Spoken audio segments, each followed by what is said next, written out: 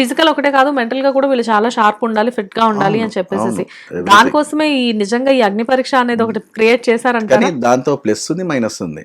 ఇప్పుడు ప్లస్ వచ్చేసి ఏంటంటే, ఇప్పుడు అనుకోకుండా మేము బిగ్ బాస్ హౌస్ లో ఉంటే మాత్రము బయట ఉన్న వాళ్ళకి మా ప్లస్ తెలుసు, నెగిటివ్ తెలిసిపోద్ది. అంటే ఎక్కడ వీళ్ళు హై అవుతున్నారు, ఎక్కడ వీళ్ళు లో అవుతున్నారు అనేది ఒక సెలబ్రిటీస్ కి ఒక ఇంటెన్షన్ కూడా వచ్చేస్తుంది. అవును, అట్లా కూడా అనుకోవచ్చు. It's not in one way, two way also కూడా. అంటే సెలబ్రిటీస్ కూడా పోటీగా ఉండొచ్చు, వాళ్ళేం తక్కువ కాదు అని చూపించడానికి కూడా మేబీ ఈ అగ్ని పరీక్ష అనేది.